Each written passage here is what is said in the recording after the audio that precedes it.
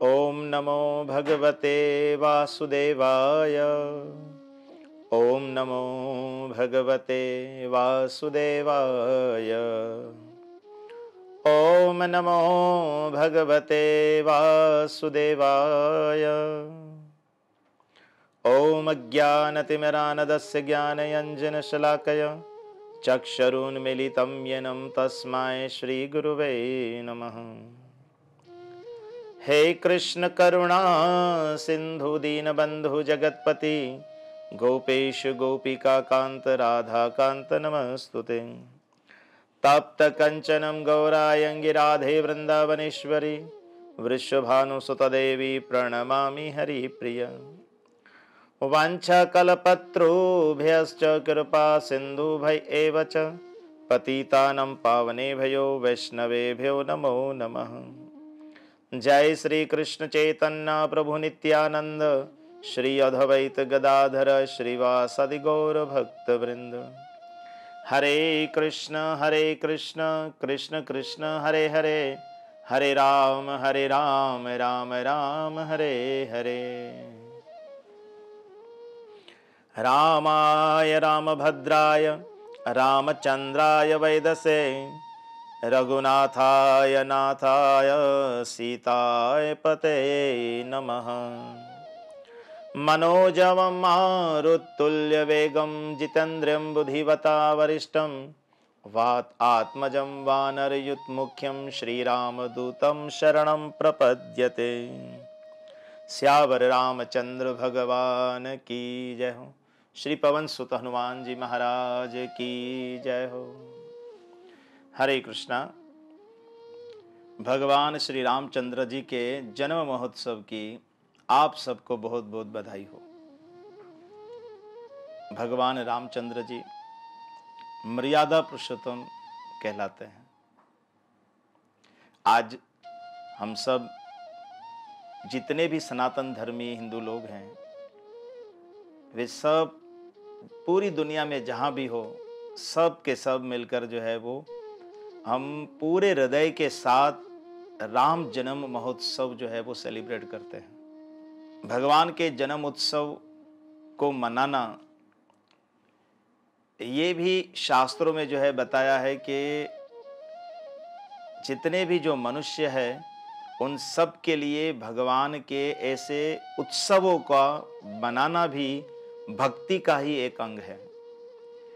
तो जहाँ तक मेरा ध्यान जाता है पद्म पुराण के अनुसार भक्ति के जहाँ अंग बताए हैं शायद 64 अंग 64, तो उसमें एक ये भी जो है बताया है कि जो भगवान के प्रेमी भक्त होते हैं वे भगवान के जितने भी उत्सव होते हैं, चाहे वे भगवान का जन्म महोत्सव हो, चाहे वे भगवान के कोई लीला का उत्सव हो, जैसा भी हो, जैसे भगवान रामचंद्र जी वनवास से लौटकर जब आए तो हम सब दीपावली बनाते हैं यानी दिवाली बनाते हैं। तो भगवान का जो भी ऐसा कोई लीलाएं ऐसी कोई हो तो वो उत्सव मनाना भी जो है भक्ति का एक अंग है। तो इसी प्रकार से जो है वो भगवान राम के जो ये जन्म महोत्सव है इसकी बड़ी महिमा है। इस दिन भक्त श्रद्धा के साथ चाहे अपने मंदिर में, चाहे अपने घर में, चाहे अपने शहर में, जो जिस तरह भी कर सकता है बड़ी धूमधाम के साथ सजावट करके लोगों को जमा करके भगवान की महिमा का गुणगान करके, भगवान की लीलाओं का गुणगान करके, कोई भजन गा करके किसी भी प्रकार से जो है वो इस उत्सव को शानो शौकत के साथ यानी बड़े ही धूमधाम के साथ जो है वो सेलिब्रेट करते हैं। इसी प्रकार भगवान के जन्म की ही कथा करने के लिए आज हम आपके सामने आए हुए हैं और भगवान राम के जन्म की ये कथा जो है आपको श्रवण करवाते हैं। आज जो हम राम जन्म की कथा करेंगे वे रामचरितमानस तुलसी कृत रामायण, तुलसी कृत यानी तुलसीदास जी के द्वारा जो रचित है श्री रामचरितमानस, उनमें से ही उनके जन्म की हम कथा करेंगे। तो रामचरितमानस के अंदर बाल कांड में जो भगवान के जन्म की कथा है वो इस प्रकार है। कहते हैं कि अवधपुरी में रघुकुल शिरोमणि दशरथ नाम के एक राजा हुए हैं और जिनका नाम कौन नहीं जानता है। वेदों में भी उनके नामों को बखाना गया है। वे धरुंधर गुणों के भंडार और ज्ञानी थे और उनके हृदय में शरंग धनुष धारण करने वाले भगवान भक्ति थी और उनकी बुद्धि भी उन्हीं में लगी रहती थी, यानी उनके हृदय के अंदर भगवान के प्रति भक्ति भी थी। उनकी कौशल्या आदि बहुत सारी दूसरी प्रिय रानियां भी थी जो पवित्र आचरण वाली थी, विनीत और पति के अनुकूल थी और श्री हरि के चरण कमलों में उनका दृढ़ प्रेम था। तो भगवान किनके घर आएंगे, किनके यहाँ भगवान प्रकट होंगे? यानी पुरुष के हृदय में भक्ति महारानी का विराजमान हो और पत्नी सच्चरित्र हो, यानी पतिव्रता धर्म का पालन करने वाली और साथ साथ भगवान में अनुराग रखने वाली। श्री हरि के चरण कमलों में उनका दृढ़ प्रेम था। तो जब ऐसा संसार के अंदर जो है वो पुरुष और स्त्री का मिलन होता है तो ऐसे ही सच्चरित्र वालों के घर भगवान जो है वो प्रकट होते हैं। राजा के यहाँ पर किसी चीज की कमी नहीं थी। महाराज दशरथ के पास सूर्यवंशी थे, रघुकुल शिरोमणि थे, पर एक बार उनके मन में बड़ी ही जो है वो ग्लानि, बड़ा ही एक प्रकार से अफसोस हुआ कि सब कुछ है पर मेरे घर पुत्र नहीं है। तो एक बात थोड़ी यहाँ से शिक्षा हमें मिलती है कि जब इस बात का उनको अफसोस हुआ तो उन्होंने क्या किया? क्या लोगों के पास जाकर अपना दुखड़ा गाया? नहीं। तुलसीदास जी एक जगह पर कहते हैं कि तुलसी पर घर जाए के दुख ना कहिए रोए, मान गुमावे आपनो और बांट ना लेवे कोई।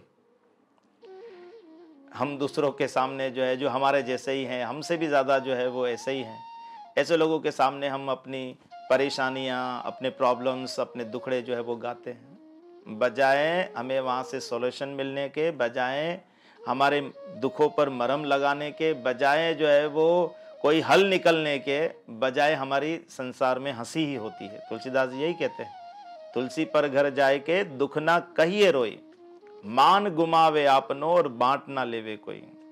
तो क्या करना चाहिए?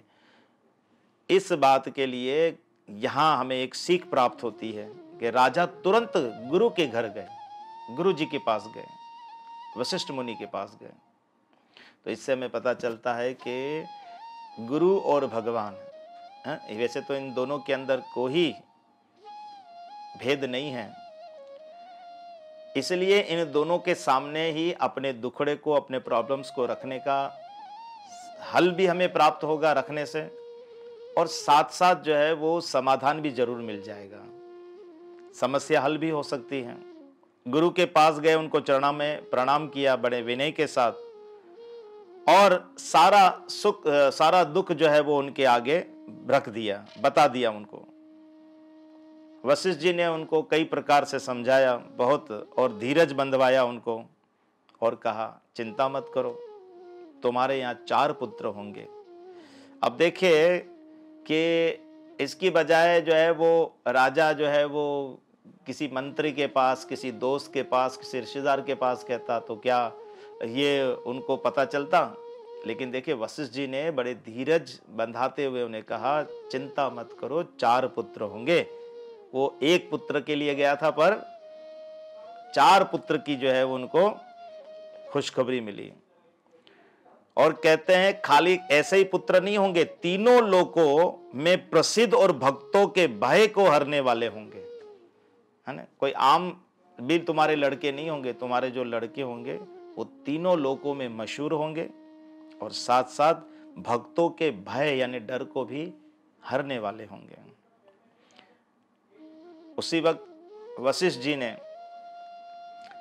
श्रृंगी ऋषि, ये एक नाम है श्रृंगी ऋषि, तो अगर इसकी डिटेल में जाएंगे तो हमें बहुत कुछ मिलेगा। तो वशिष्ठ जी ने खुद ने यज्ञ नहीं किया, बल्कि श्रृंगी ऋषि के द्वारा उनको बुलवाया और उनके द्वारा पुत्रेष्टि यज्ञ करवाया। हालांकि वशिष्ठ ऋषि उनके कुल गुरु थे।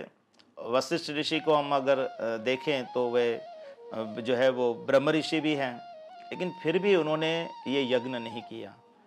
इनके लिए स्पेशली जो है वो एक ऋषि को जो है उन्होंने बुलाया और उनके द्वारा जो है पुत्रेष्टि यज्ञ करवाया। मुनि के भक्ति सहित आहुतियां देने पर अग्निदेव हाथ में चरु लिए प्रकट हुए। जैसे ही अग्नि में भक्ति के सहित, सबसे मेन चीज क्या है? श्रद्धा। तो श्रद्धा को गीता में भी भगवान ने जो है इसके बारे में बताया है। और श्रद्धा को अगर इजीली हम समझेंगे, पूरे दिल से। क्या है? पूरे दिल से, किसी किस्म का संकोच नहीं, किसी किस्म की हिचकिचाहट नहीं, किसी भी प्रकार से कोई शंका नहीं, पूरे दिल से तैयार होना। जो पूरे दिल से जो है वो किया जाए, वही श्रद्धा और वही भक्ति है। इसलिए पूरी भक्ति के सहित जब आहुतियां डाली तो अग्निदेव प्रकट हुए, हाथ में जो है वो खीर का प्याला जो है वो लेकर, प्रसाद लेकर।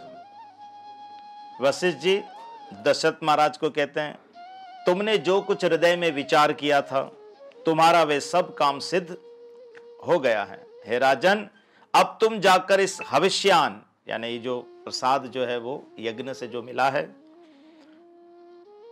जिसको जैसा उचित हो वैसा भाग बनाकर बांट दो। जैसा ठीक लगे वैसा जो है वो, क्योंकि उनकी पत्नियां कितनी थी? तीन पत्नियां थी। प्रसाद एक आया है प्याले में, लेकिन वशिष्ठ जी ने उसका समाधान भी दे दिया, जैसा समझो उसके हिस्से कर कर उनको दे दो। उसके बाद अग्निदेव सारी सभा को समझाकर चले गए और राजा परम आनंद में मग्न हो गए और उनके हृदय में हर्ष समाता न था। यहाँ खुशी की कोई सीमा नहीं थी। वे बहुत ही जो है वो प्रसन्न थे इस बात से। उसी समय राजा ने अपनी प्यारी पत्नियों को बुलाया। कौशल्या आदि सब रानियां वहां चली आई। राजा ने जो प्याला था उसका 2 हिस्से किए। एक हिस्सा जो था वे कौशल्या देवी को दे दिया। कौशल्या माता को एक हिस्सा जो है वो पूरा दे दिया और उस माता ने उसको ग्रहण कर लिया। बाकी जो आधा बचा उसके 2 हिस्से किए गए। उस 2 हिस्से में से जो एक हिस्सा था वो माता कौशल्या के द्वारा कैकेयी को दिया गया। कैकेयी ने उसे ग्रहण कर लिया। अब बाकी जो बचा था एक हिस्सा, उस एक हिस्से के भी उन्होंने 2 हिस्से किए और 2 हिस्से कर कर राजा ने कैकेयी और कौशल्या को दिया और कैकेयी और कौशल्या के द्वारा सुमित्रा को दिए गए। तो इस प्रकार से जो है वो यहाँ बताते हैं कि जो आधा पूरा हिस्सा जो था, यानी पूरे ही प्रसाद का, वे माता कौशल्या ने लिया। इसलिए भगवान राम उनके घर एक पुत्र हुए। कैकेयी को उस आधे में से आधा हिस्सा मिला, इसलिए उनके घर जो है वो भरत जी प्रकट हुए। अब जो आखिरी जो आधा बचा था उसके 2 हिस्से करके जब कौशल्या और कैकेयी ने सुमित्रा को दिए तो उनके घर 2 पुत्र हुए। कौन कौन? लक्ष्मण और शत्रुघ्न। इसलिए माता सुमित्रा ने, देखे किस प्रकार से मतलब कृपा मुझे प्राप्त हुई दोनों मेरी बहनों की। यहाँ तो सोच जो होती है वो तो आपस में लड़ती है, लेकिन देखे किस प्रकार से जो है प्रेम व्यवहार से उन्होंने आपस में जो है वो सब चीजें बांट कर ली, है ना। जब हम अपने बारे में सोचते, अपने बारे में विचार करते हैं ना, तो याद रखिए हम दूसरों को दुखी करेंगे और परेशानी करेंगे, यानी दूसरों के हक को मारेंगे। लेकिन हम जब दूसरे के हक के बारे में विचार करेंगे, उनको उनका हक देंगे, तो याद रखिएगा हमें हमारा हक खुद ब खुद मिल जाएगा। सुमित्रा जी ने देखा कि इन दोनों की कृपा से मुझे जो है वो पुत्र मिला, इसलिए लक्ष्मण जी को भगवान राम की सेवा में और शत्रुघ्न को भरत जी की सेवा में रख दिया। ये है भगवान राम की इस कथा से बहुत सारी शिक्षाएं, है ना। कुछ सीख हमें जो है वो इससे लेनी चाहिए। लड़ने से, छीनने से कुछ भी प्राप्त होने वाला नहीं है। देने से, त्याग करने से, इससे ही हमारा भला होगा।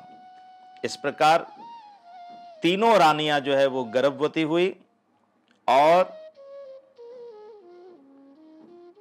सब लोकों में सुख और संपत्ति छा गई। जब से भगवान 4 स्वरूप में तीनों माता के गर्भ में आए, तब से जो है वो पूरे जितने भी लोग थे उनमें क्या हो गया, सुख और संपत्ति जो है वो छा गई। शोभाशील और तेज की खान सब रानियां महल में सुशोभित हुई। इस प्रकार कुछ समय सुख पूर्वक बीता और वे अवसर आ गया जिसमें प्रभु को प्रकट होना था। अब भगवान के प्रकट की जो है वो बेला आ गई, जहां भगवान को जो है प्रकट होना था। यानी जब भगवान को प्रकट होना था वो कौन सा तिथि थी, वो 9वीं तिथि थी।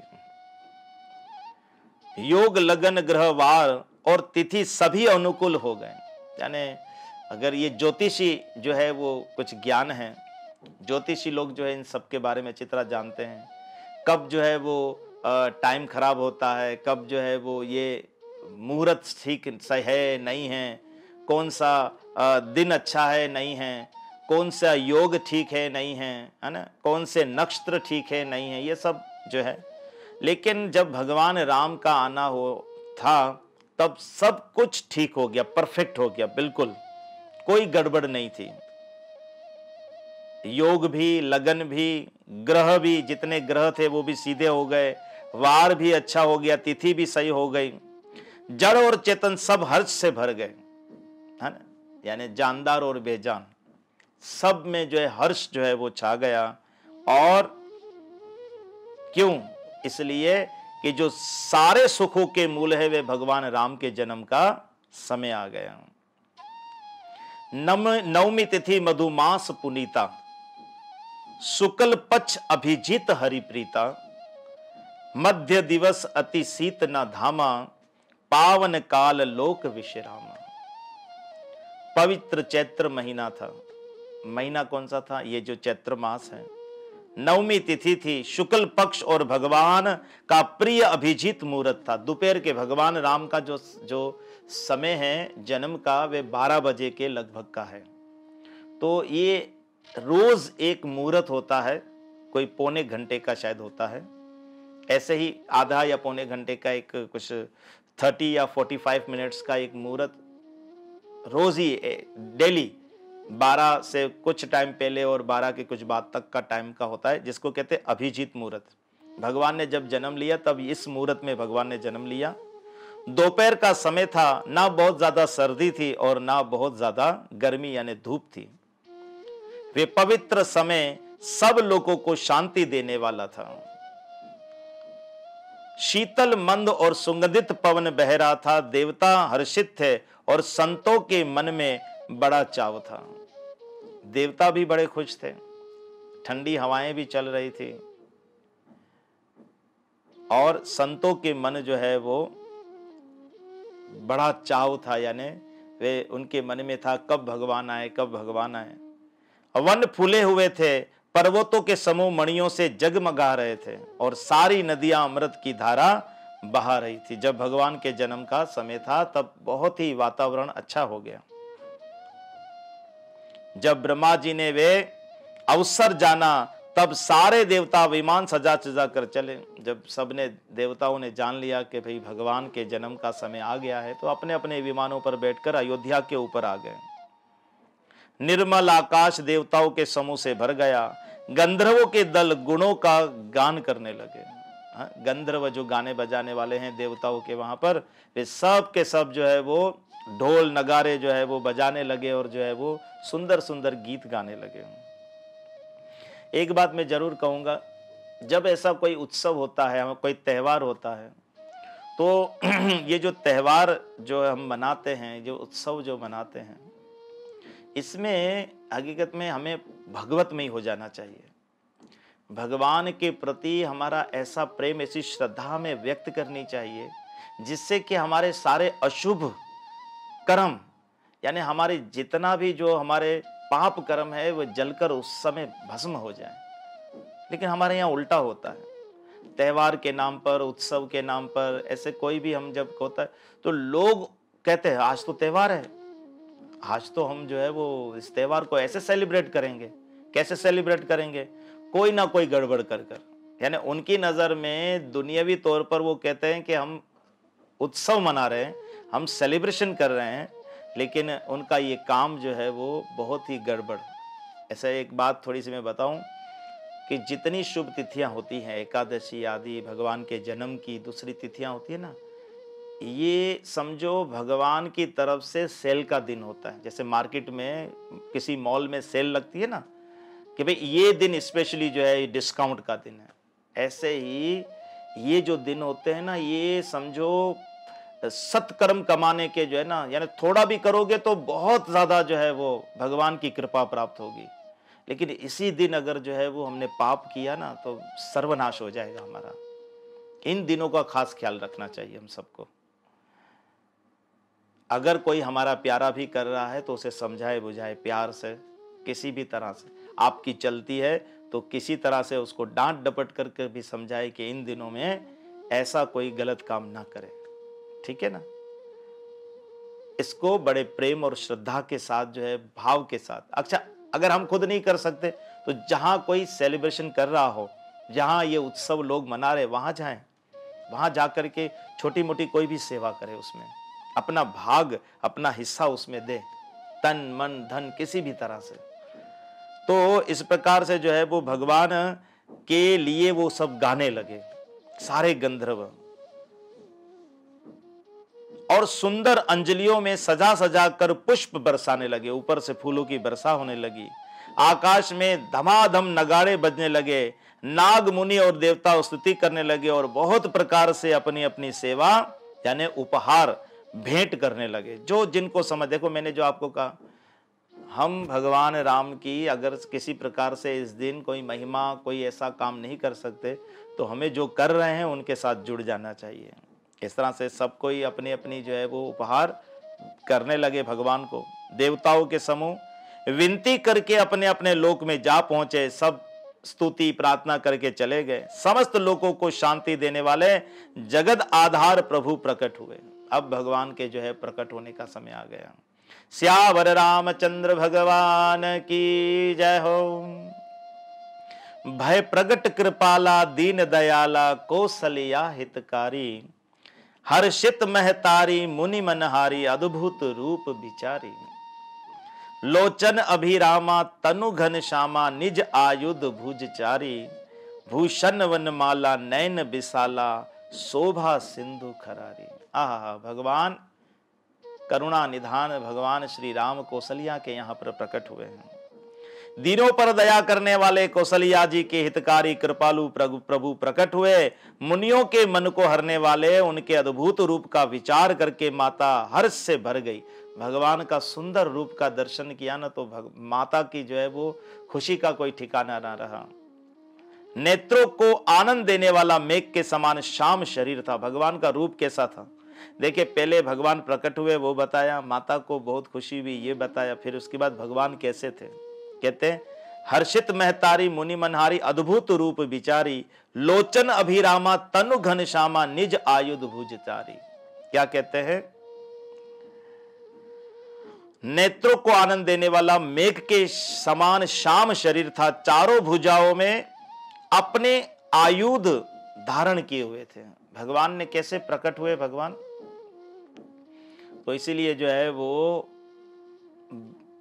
भगवान जन्म कर्म च दिव्यम एवं, गीता के अंदर भगवान ने कहा है 3 अध्याय में, भगवान का जो जन्म है 4 अध्याय में भगवान ने कहा कि भगवान के जो जन्म है, भगवान का जो कर्म है, ये सब दिव्य है। इसी के बारे में बड़े बड़े ज्ञानी लोग भी जो है वो बस धोखा खा जाते हैं, समझ नहीं पाते हैं, और वो भी कहते हैं कि राम कृष्ण ये तो सब हमारी तरह ही थे, ये इन्होंने भी तो देखो माँ के गर्भ में आए जन्म। भगवान का जन्म लेना, भगवान की लीलाएं कर्म करना, ये सब दिव्य, हमारी तरह नहीं है। देखो भगवान कैसे जन्म लिया। भगवान ने चतुर्भुज रूप प्रकट हुए। किस रूप में प्रकट हुए? चतुर्भुज रूप में प्रकट हुए। चारों हाथ में जो उनके दिव्य शस्त्र थे वो भगवान ने धारण किए थे। आभूषण और वनमाला पहने थे, बड़े बड़े नेत्र थे, इस प्रकार शोभा के समुद्र था। खर राक्षस को मारने वाले भगवान प्रकट हुए। खरारी यानी खर राक्षस को जो मारा भगवान ने, वे प्रकट हुए। कहे दुई कर जोरी स्तुति तोरी, कहे विधि करूं अनंता। माता ने हाथ जोड़ लिए, ओ साक्षात भगवान प्रकट हुए। भगवान की स्तुति करने लगी, दोनों हाथ जोड़कर माता कहने लगी, हे अनंत, मैं किस प्रकार तुम्हारी स्तुति करूं। वेद और पुराण तुमको माया गुण और ज्ञान से परे और परिमाण रहित बतलाते हैं। भगवान में कैसे आपकी जो है वो वेद पुराण आदि जो है वो आपको माया से अतीत कहते हैं। श्रुतियां और संत जन दया और सुख का समुद्र, सब गुणों को धाम कहकर जिनका गान करते हैं, वही भक्तों पर प्रेम करने वाले लक्ष्मीपति भगवान मेरे कल्याण के लिए प्रकट हुए हैं। मेरे कल्याण के लिए भगवान प्रकट हुए हैं। वेद कहते हैं कि तुम्हारे प्रत्येक रोम में माया के रचे हुए अनेकों ब्रह्मांड के समूह भरे हैं। वे तुम मेरे गर्भ में रहे इस हंसी की बात के सुनने पर धीर विवेकी पुरुष की बुद्धि भी स्थिर नहीं रहती। देखो माता ने खुद कह दिया, क्या बोला, जिसके एक एक रोम में अनंत ब्रह्मांड जो है वो बसे हुए हैं या वहां से प्रकट होते हैं, वो भगवान मेरी कोख से प्रकट हुए हैं। ये हंसी की बात, इस बात को सुनकर बड़े बड़े विवेकी भी जो है वो समझ नहीं पाते हैं। माता ने अपनी भगवान की स्तुति में ये सब बातें कही। जब माता को ज्ञान उत्पन्न हुआ तब प्रभु मुस्कुराए। वे बहुत प्रकार के चरित्र करना चाहते हैं, अतः उन्होंने पूर्व जन्म की सुंदर कथा कहकर माता को समझाया। माता को सारी बात कही, देखो भाई मैं तुम्हारे सामने इसलिए अभी प्रकट हूं, मैं बच्चा बनकर जैसे था वैसे आ सकता था, लेकिन मैं इस रूप पे इसलिए आया हूं कि पिछली कथा जो जन्म की थी, जो वाल्मीकि रामायण में बताई गई डिटेल में, लेकिन तुलसीदास जी ने इसको यहाँ पर डिटेल में नहीं बताया। बोला देखो मैं तुम्हारे सामने इस रूप में इसलिए आया हूँ, चतुर्भुज रूप में, क्योंकि पहले तुमने तपस्या करके पति पत्नी ने तुम लोगों ने मुझसे वर मांगा था कि आप जैसा पुत्र हो हमारा, तो मैंने देखा पूरे संसार के अंदर मेरा जैसा तो कोई नहीं, इसलिए मैं तुम्हारे घर प्रकट हुआ हूँ। इस बात का प्रूफ देने के लिए मैं इस रूप में पहले आया हूँ। माता को ये सारी बातें समझाने के बाद फिर भगवान जो है वो छोटे से बच्चे के रूप में, जैसे आम बच्चा जन्म लेता है वैसे हो गए, और फिर भगवान इस प्रकार से माता को भगवान की प्रति प्रेम, जो वात्सल्य प्रेम था, वे उत्पन्न हुआ। माता की वे बुद्धि बदल गई, तब वे फिर बोली, हे तात, ये रूप छोड़कर अत्यंत प्रिय बाल लीला करो। माता ने उसको बोला, भाई ये बात सारी हो गई, ठीक है, ये एक बहुत सुंदर बात है, भक्त लोग संत लोग इसके ऊपर चर्चा करते हैं। समझो उन्होंने कहा माता ने कि प्रभु ये बात अच्छी है कि आप साक्षात भगवान मेरे घर आए हैं, ये बात मुझे समझ में आई, पर ये संसार का जो नियम है ना, वो संसार में कोई भी बच्चा जब जन्म लेता है तो उसके तन पर किसी प्रकार का ना कोई कपड़ा होता है ना कोई जेवर होते हैं, और किसी भी बच्चे के 4 हाथ नहीं होते प्रभु। इसलिए जैसे इस संसार का नियम है, उस नियम के अनुसार आप बालक बनकर आए तो फिर मुझे और संसार को बड़ी हर्ष होगा। इसलिए माता ने जब भगवान से ये बात कही, ये सुख परम अनुपम होगा, ये वचन सुनकर देवताओं के स्वामी सुजान भगवान ने बालक होकर रोना शुरू कर दिया। जैसे ही माता ने रिक्वेस्ट की, भगवान बच्चे छोटे से बालक के रूप में होकर रोने लगे। तुलसीदास जी कहते हैं, जो इस चरित्र को गान करते हैं वे श्री हरि पद को पाते हैं और वे फिर से इस संसार रूपी कूप में नहीं गिरते हैं। ये चरित्र जो गावहीं हरि पद पावहीं, ते न परहि भव कूपा। तो भक्तों जी, भगवान राम के चरित्र को जो गाना है, वही हकीकत में हमारे जीवन को सफल करना है।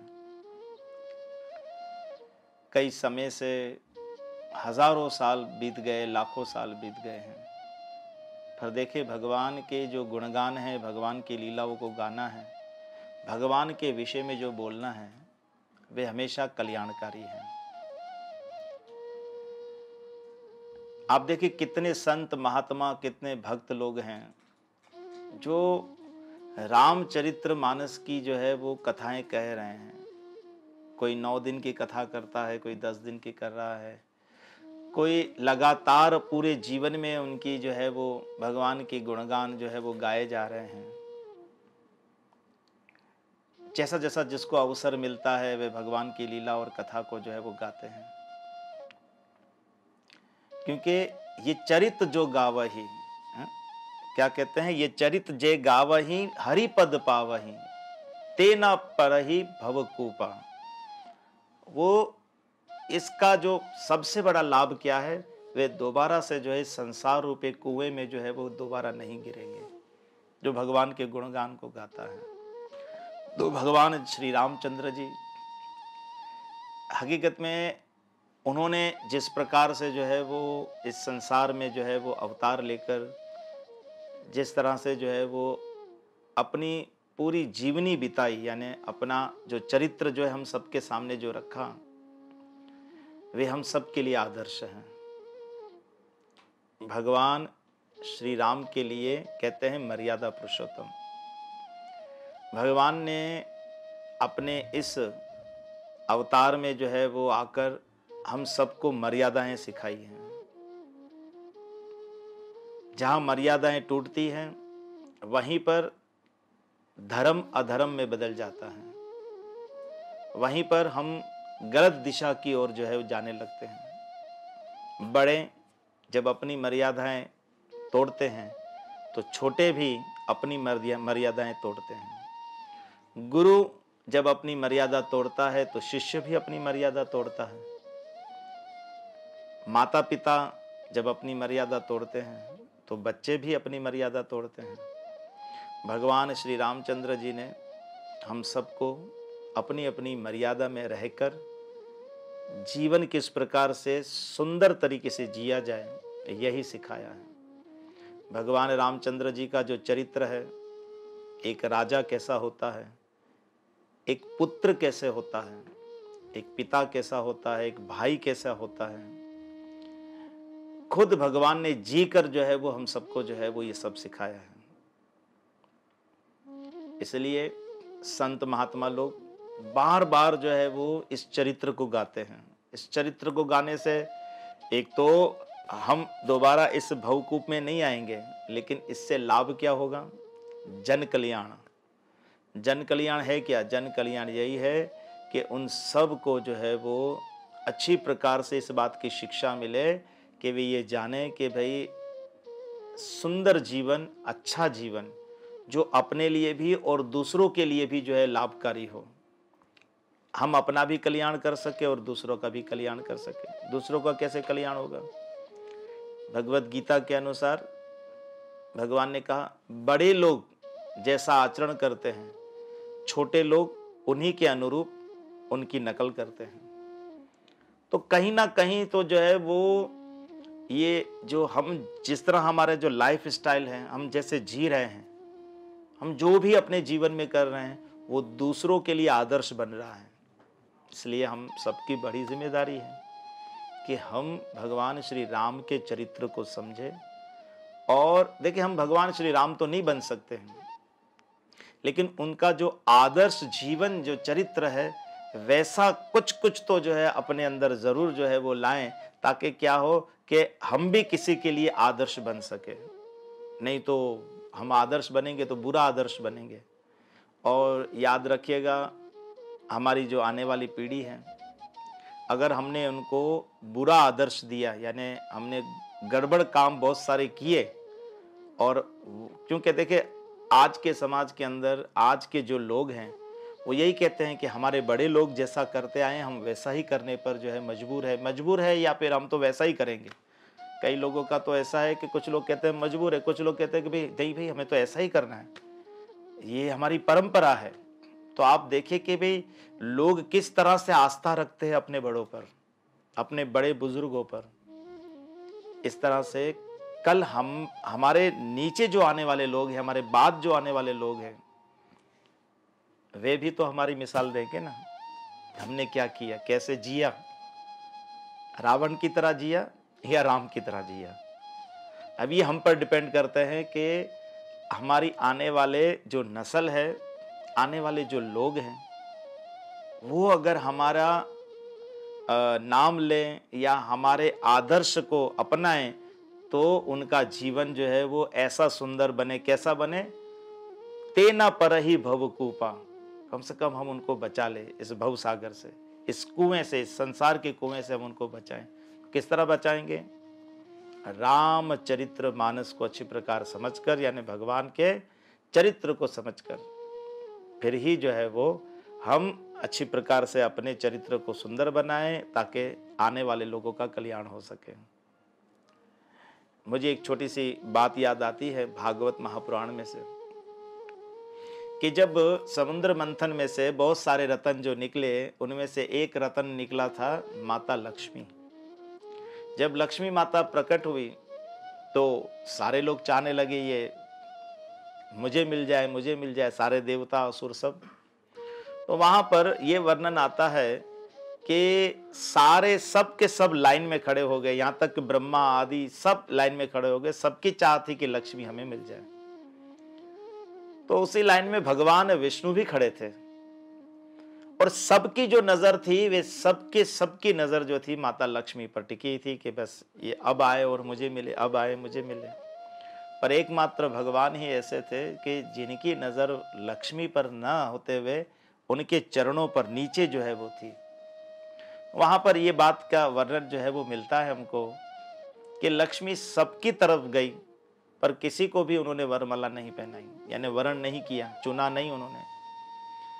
जब उन्होंने भगवान की तरफ दृष्टि डाली तो बोला सब मुझे देख रहे, सब मुझे चाह रहे, और एकमात्र एक ये व्यक्ति ऐसा है कि ये मुझे ना देख रहा है ना चाह रहा है, ये नीचे अपने चरणों की तरफ देख रहा है।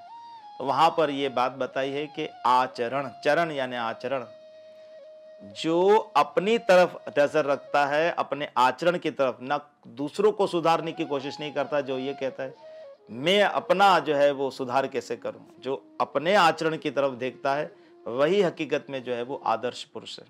माता लक्ष्मी ने उनमें सारे गुण देख करके भगवान को वरमाला पहनाई और भगवान को चुन लिया। इसी प्रकार से आचरण बहुत ही अहम है। पूरे संसार में लोग सूरत को नहीं सीरत को अहमियत देते हैं। हम सब जानते हैं ना, सूरत नहीं सीरत। लोग सीरत का अर्थ है आचरण, कैसे वो जी रहा है, कैसे उसके जो है वो कर्म है, ये सब चीज़ें जो है वो देखी जाती है। इसलिए मैं आशा करता हूँ हम सब भी भगवान राम के इस जन्म महोत्सव पर अपने जीवन के लिए जो है वो भगवान राम के ही जीवन में से कोई ऐसी बात चुनेंगे और चुनकर जो है अपने जीवन में जो है वो हम लेंगे ताकि जो है वो हम भी अपने जीवन को सुधार सके। हरे कृष्णा। श्यापति रामचंद्र भगवान की जय हो।